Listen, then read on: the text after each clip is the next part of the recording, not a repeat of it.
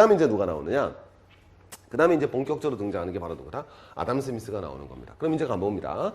아담 스미스는 그럼 뭐를 갖다 극복하고자 하는 거냐? 아주 간단한 거죠. 다시 한번 가보겠습니다. 중상주의자들은 그 당시에 국부의 원천을 뭐로 바라본다? 금으로 보는 거고, 금은 그 당시에 뭐가 된다? 당연히 화폐가 되는 것이다. 금방 나오겠죠? 그 다음에 중농주의자들은 국부의 원천을 어디로 바라본다? 바로 토지로 바라본 거죠. 네, 토지에서 국부가 나온다. 이렇게 생각하는 거예요. 중농주의자, 중상주의자 이렇게 딱 나오는 건데, 토지에서 농민의 노동이 바로 토지에서 생산물을 만들어내고, 그것이 바로 무엇이다? 국부의 원천이다. 이렇게 생각했을 겁니다. 자, 그 다음에 이제 등장하는 게 바로 누구냐? 아담 스미스가 딱 등장하는데, 아담 스미스는 여러분 다 아시겠지만, 자, 이런 말들을 나오죠. 그래서 우리가 어떻게 국부를 늘릴 것인가? 제일 먼저 나오는 건 분업론이죠. 이 분업론이 왜 중요한 거냐? 핀 공장을 몇 사람입니다. 숙련되지 않은 노동자가 아무리 노력하더라도, 그러니까 처음 공정부터 끝까지 자기가 다 만드는 거죠. 얘기 들어보셨을 겁니다. 핀을 몇 개밖에 생산하지 못한다? 한 개밖에 생산하지 못한다는 거죠. 그런데 핀 고장을 갖다가 분업화시키는 거죠. 한 사람이 철사 갖고 오면 두 번째 사람은 피기만 하고, 세 번째는 자르고, 네 번째는 뾰족하게 하고. 그랬더니 노동자 한 사람당 평균 몇 개의 핀을 생산하더라? 4,800개. 생산성이 몇 배 뛰더라? 네, 500개 뛰더라는, 5,000배 뛰더라는 거죠. 자, 이거예요. 그럼 벌써 눈치채셔야죠. 국부의 원천은 뭐였습니까? 국부가 어디서 나와요? 이 사람은 지금 뭐가 많은 나라가 국가의 부가 많은 나라입니까? 바늘이 많은 나라가 국가가 부유한 나라죠. 바늘 어디서 만듭니까? 공장. 네. 이건 뭐를 반영하는 거예요? 무역, 상업을 반영하는 거죠. 이건 뭐를 반영하는 겁니까? 농업을 반영하는 거죠. 아담 스미스는 1723년입니다. 자, 그래서 몇 년까지 사느냐? 1790년까지 살거든요. 얘가 아담 스미스의 절친한 스승은 아니지만 12살 많았던 선배가 있습니다. 휴미예요, 휴.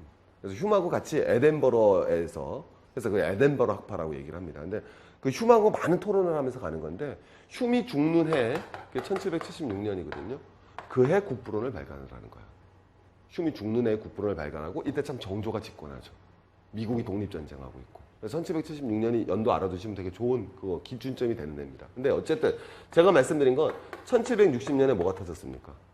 산업혁명이 터지잖아요. 인더스트리얼 레볼루션이 터지면서 사회에서 뭐가 등장한다? 공업이 등장했거든요. 수공업이 아니라 본격적인 기계공업이 등장하는 겁니다. 자, 이런 기계제 대공업을 어떻게 바라볼 것이냐?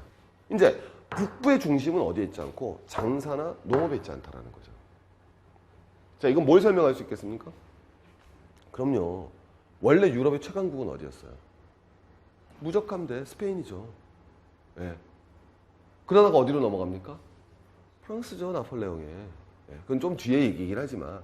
그런데 결국 유럽의 최강국이 되는 건 어디입니까? 영국 아니에요?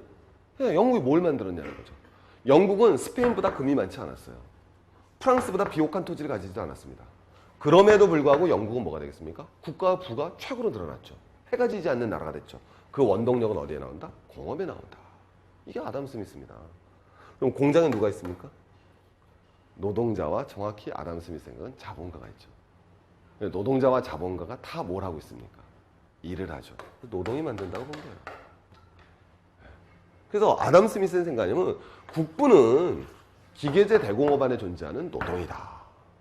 노동이 부를 만든다. 그래서 여러분 무슨 설이 되겠습니까? 이게 바로 노동 가치설이 되는 거예요. 자, 좀 이따 말씀드릴게요. 막스하고 차이는 뭐가 되겠습니까? 노동 가치설이 아담 스미스, 리카드, 막스로 가는 거 아니겠습니까? 뒤에서 다 배우시겠지만 막스도 우리 진짜 제대로 한번 공부 한번 해보자고요. 우리 대학교 때 많이 공부들 하셨겠지만 차이가 뭐예요? 아담 스미스와 막스하고.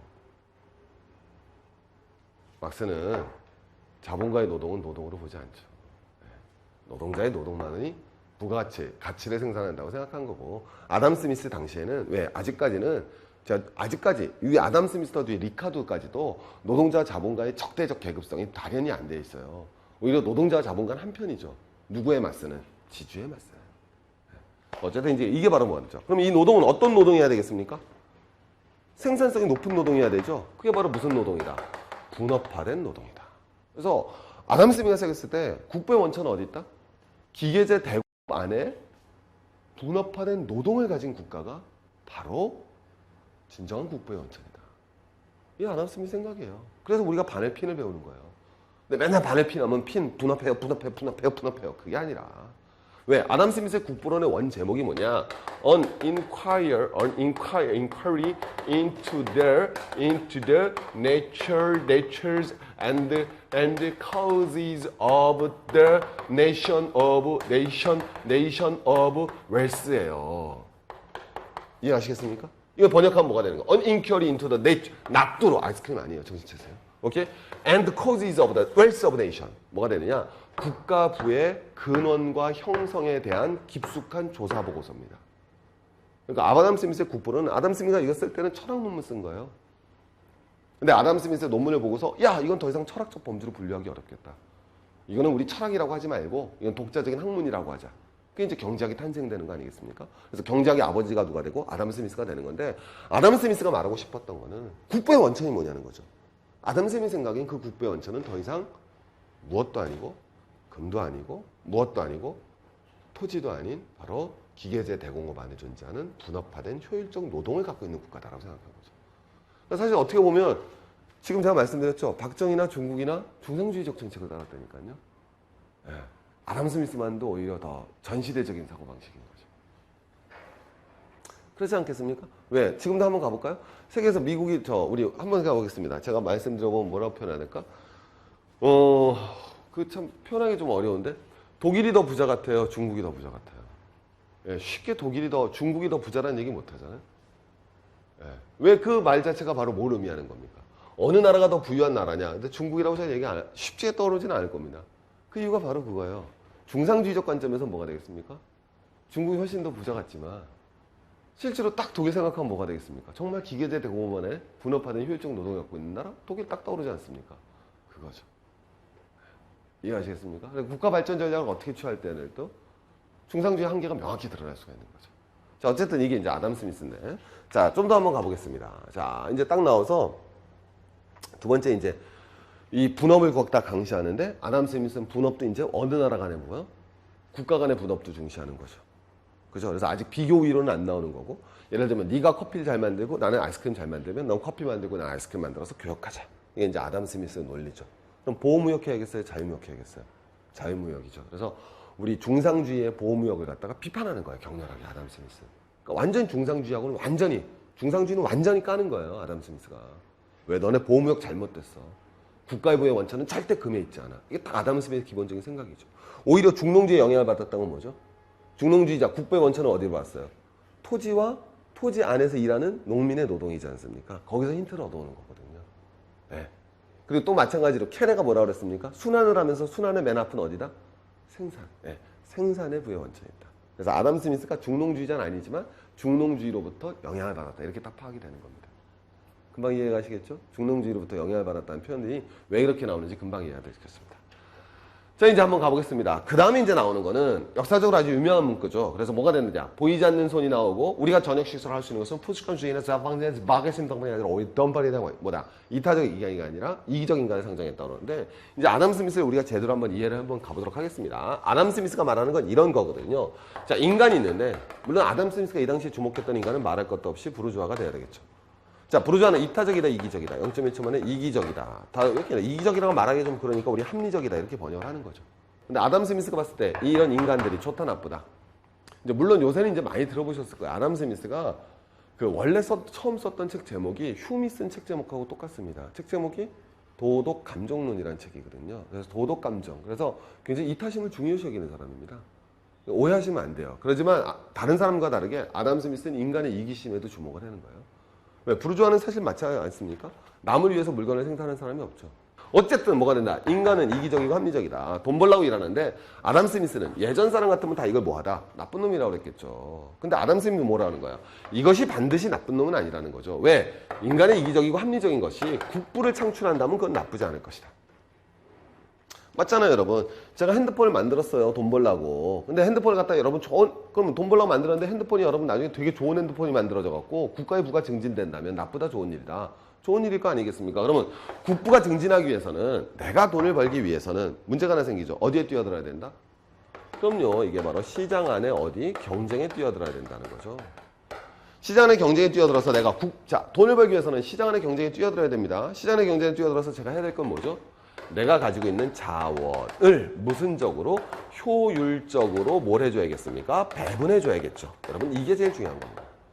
아담 스미스는 생각한 거예요. 시장 안의 경쟁이 자원의 최적 배분을 이뤄낼 것이다. 이건 눈에 보인다 안 보인다? 안 보이지 않습니까? 우리 맨날 아담 스미스 그러면 손이 안 보여 이러지 마시고 오케이? 이걸 뭐라고 표현하는 겁니까? Invisible hands. 바로 뭐라고 무슨 손? 보이지 않는 손이 마찬가지 아니겠습니까 여러분? 저도 마찬가지죠. 제가 지금 여러분 이 강의를 찍는데 돈 벌기 위해서 강의를 찍는 거예요. 예. 하지만 제가 여러분 돈 벌기 위해서 강의를 찍는데 그럼 이 강의가 많이 팔리기 위해서 뭐가 되겠습니까? 다른 사람의 강의보다 더 뭐예요? 좋고 우수한 강의를 찍어야 되지 않겠습니까? 그러기 위해서는 밤새도록 자원을 효율적으로 배분하니까 이렇게 좋은 강의가 나오니까 국가의 부가 증진하더라. 이게 아담 스미스 생각이거든요. 이해하시겠습니까? 그래서 아담 스미스 말은 뭐다? 이게 우리가 자유방임 하는데 이게 진짜 자유방임인 것이고 자유방임 조심하셔야 돼요. 이 자유방임, 아담 스미스가 말하는 자유방임이라는 거는 시장 안의 자, 다시. 자, 인간의 이기적 행동이 좋다, 나쁘다, 아담 스미스. 아니라니까요. 좋을 수도 있다라는 거예요. 아니, 이기적 인간은 어떻게 좋다고 그러는 사람이 어디 있어요? 아, 내가 친구 보고 좋다고 그러는지 봤어요? 그럴 리가 없잖아요. 뭐냐? 이기적 인간이 좋을 수도 있다라는 거죠. 왜? 인간의 이기적 행동이 뭐를 창출한다면, 국부로 연결된다면, 이게 영국 경험론의 전통이거든요. 이 전통을 만든 건 흉입니다. 그래서 흉이 나오게 되면서, 그러니까 흉도 어떻게 보면 쾌락주의거든요. 본격적인 쾌락주의는 아니지만 공리주의, 뭐 벤담 밀 나오는데 얘네들의 사고방식은 뭐냐면 개인적 쾌락이 중요한 것이 아니라 사회적 쾌락이 중요하다는 거거든요. 사회 전체 이익 창출이 중요하다고 생각하는 것이 이제 영국 경험론의 전통인데 아담 스미스도 그 영국 경험론의 전통에서 있는 거예요. 그래서 인간의 개인적인 이기적 행동이 국부만 창출한다면 좋다. 그럼 인간의 이기적 행동이 어떨 경우 국부로 연결되느냐? 그건 바로 시장 안에 경쟁이 존재할 때 국부로 연결된다는 거죠. 그럼 제가 물어보겠습니다. 아담 스미스가 세상에서 제일 싫어하고 실제로 국부로 쓸 때 제일 열심히 싸웠던 사람들이 누구였어요? 중상주의자라니까요. 중상주의자들은 여러분 내가 아까 말씀드렸지 않습니까?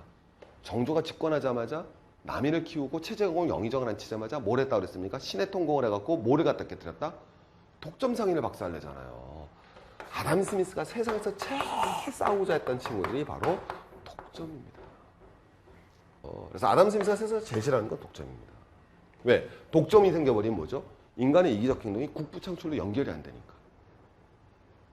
그럼 이 독점이 안 생기도록 해야 되는 건 누가 해야 되겠습니까? 그래요. 그게 국가예요. 그게 밤에 경찰만 하는 국가라는 뜻이 알겠습니까? 아무것도 안 하라는 뜻이 아니라 시장의 경쟁을 유지시켜주는 게 국가 역할입니다. 바로 이게 아담 스미스 핵심 사상이다 라고 볼 수 있는 거죠. 그래서 이제 아담 스미스 다시 가보면요. 우리가 전역 실사를 할 수 있는 것은 사실 이제 이런 말이 논쟁이 많이 나오는 게 왜 아담 스미스의 국부론에서 보이지 않는 손이라는 얘기는 별로 안 나오거든요. 왜? 국부론 딱 읽어보시면 딱 한 번 나오는 표현이에요. 실제로 국부 읽어보시면 좀 지리합니다. 뭐 옷감 얘기밖에 안 나와요. 뭐 옷감이 얼마에 거래되고 얼마에 거래되고 뭐 이런 얘기밖에 안 나오는데 어쨌든 아담 스미스의 우리가 제일 유명한 문구로 나왔는데 그 문구도 다시 가보자는 거예요. 우리가 전역 실사를 할 수 있는 것은 푸치간 주인이나 제빵의 박이심 덕분이 아니라 오히려 그들의 돈벌이에 대한 관심 덕분이다. 이거 딱 보고서 야, 돈 벌기로 목숨 걸고 뛰는 게 좋다. 이걸 말하고 싶은 것이 아니라 이런 것들이 행위가 이기적 행위가 자유로운 시장 경제 체제가 보장이 된다면 국부로 전환될 수 있는 시스템을 맞출 것이다. 국가가 이런 시스템을 유지해주는 국가가 진짜 국부한 국가다. 이거거든요. 아담 스미스의 주장은. 돈 버는 게 좋다가 아니라.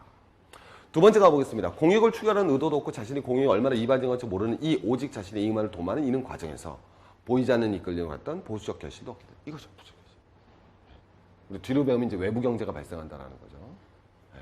어떻게 보면 이제 뒤에 나오는 이제 슌페터도 이런 견해랑 비슷한, 그건 이제 또 슌페터가 정리를 해보자고요. 이것이 바로 무엇이다? 아담 스미스다. 우리가 이렇게 볼 수 있는 겁니다. 자, 그래서 앞으로 가보시면 다시 한 번만 정리해드리겠습니다. 우리 공부하는 거니까요. 그래서 국부란 무엇이냐? 아담 스미스는 뭘 얘기하고 싶었다? 두 개를 얘기하고 싶은 겁니다. 시기적으로 뭐가 되겠습니까? 자, 시대적으로 뭐가 등장했습니까? 이제대로 공장이 등장하면서 부르주아가 등장하죠. 아담 스미스는 부르주아에 대해서 아주 이중적 시각을 가집니다. 굉장히 자, 이거 한번 가볼까요? 아담 스미스는 뭐가 되느냐? 부르주아에 대해서는 굉장히 경멸적인 시각이에요. 동일업직에 종사하는 상인들은 오락이나 기분전환을 위해서 함께 모이는 경우가 드물다. 하지만 일단 모일 경우 그들은 다만 항상 소비자를 우라할 수선한 가격 단합, 독점으로 연결된다는 거죠. 네. 그래서 얘가 얘기하는 건 독점을 비판하는 거예요.